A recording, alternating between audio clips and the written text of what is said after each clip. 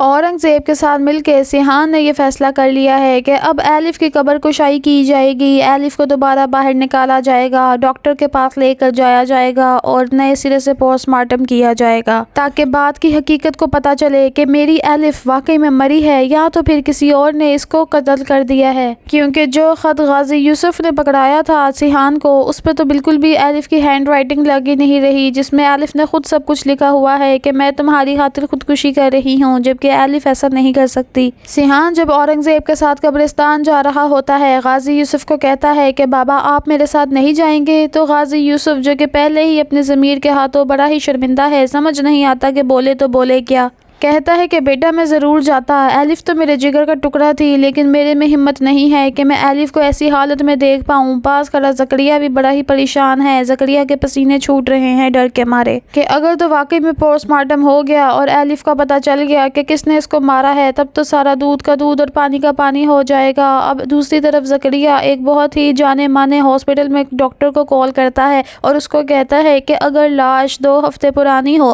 تو کیا پتہ چل سکتا ہے کہ قتل ہوا ہے یا خودکشی ہوئی ہے، جس پر ڈاکٹر اس کو یہ بتاتے ہیں کہ ایسا ہو ہی نہیں سکتا، کیونکہ 2 ہفتے پرانی لاش کا پتہ لگانا بہت ہی زیادہ مشکل ہے، لیکن کچھ کیسز میں اللہ کے نیک بندے ایسے ہوتے ہیں جن کی لاش کو کیڑا بھی نہیں چھوتا، لیکن ان کا پتہ چل سکتا ہے کہ وہ واقعی میں مرے ہیں یا تو پھر کسی نے ان کو مارا ہے، جس پر زکریا ساری بات غازی یوسف کو بتا دیتا ہے۔ غازی یوسف اور زیادہ ڈر جاتا ہے، اب غازی یوسف کے پاس کوئی اور چارہ نہیں ہے سوائے اس کے کہ جب یہ لاش باہر آئے اور جو ڈاکٹر پوسٹ مارٹم کرے اس کو ڈھیر ساری رشوت دے دے کہ وہ جھوٹ بول دے کہ ایلف نے واقعی میں ہی خودکشی کی ہے، قتل نہیں ہوا ہے۔ بہرحال اب ایلف کو نکالنے کے لیے اورنگزیب اور چلے جاتے ہیں سیحان قبرستان میں، ایلف کی قبر کو دوبارہ کھودا جاتا ہے، بیچ میں سے ایلف بالکل ٹھیک ہوتی ہے جیسے کہ اس کو کچھ ہوا ہی نہیں۔ ایلف کو دیکھ کر سیحان کے دل میں دوبارہ سے درد ہونے لگ جاتی ہے، کیونکہ ابھی تو اس کی سرجری ہوئی ہے، لیکن وہ اپنے دل پر اتنا بوجھ ڈال بیٹھا ہے۔ اورنگزیب بھی بہت زیادہ رونے لگ جاتا ہے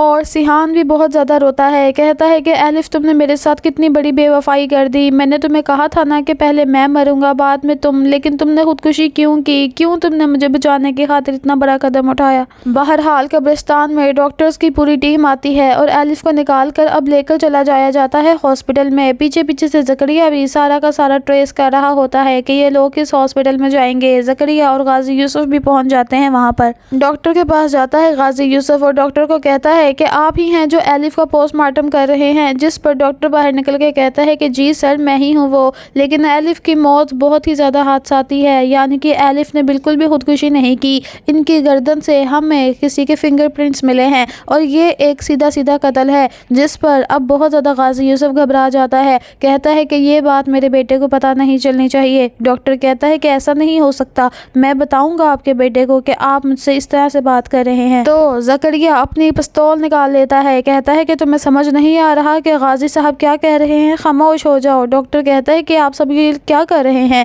جس پر غازی یوسف کہتا ہے کہ تمہاری جو پوری زندگی کی تنخواہ ہے نا، میں تمہیں آج اور ابھی اسی وقت دے دوں گا، یعنی کہ میں تمہیں پورے کے پورے 20 کروڑ روپے دوں گا، لیکن تم نے میرے بیٹے کو یہی کہنا ہے کہ ایلف نے خودکشی کی ہے، اس نے کوئی بھی کسی کا مرڈر نہیں ہوا اس کا۔ یعنی کہ غازی یوسف نے اب اس کی فائلز کو، رپورٹس کو چینج کروا دیا ہے ڈاکٹر کو اتنی بڑی قیمت کی رشوت دے کر، اور اب بیچاری ایلف کا قتل چھپا ہی رہے گا۔ لیکن دوستوں میں آپ کو بتا دوں، قتل بھی کیا کبھی چھپا ہے، یہ حقیقت تو واضح ہونی ہے، کیونکہ اس کے گھر سے ہی سارے کے سارے ثبوت مل جانے ہیں کہ کس طرح سے غازی یوسف نے زکریا کے ساتھ مل کے بیچاری ایلف کو قتل کیا تھا۔ تو دوستوں میں نے آج پیش کی ہے ہمراہی ڈرامہ کا ریویو اور ہمراہی ڈرامہ کی پریڈکشن کے نیکسٹ ایپیسوڈ میں کیا ہوگا۔ ممکنہ طور پر سٹوری ڈیفرنٹ بھی ہو سکتی ہے، لیکن آپ لوگ بتائیں کہ آپ کو ہمراہی ڈرامہ اور ہمراہی ڈرامہ کی پریڈکشن کیسی لگ رہی ہے۔ جانے سے پہلے میرے چینل کو سبسکرائب کر لیں۔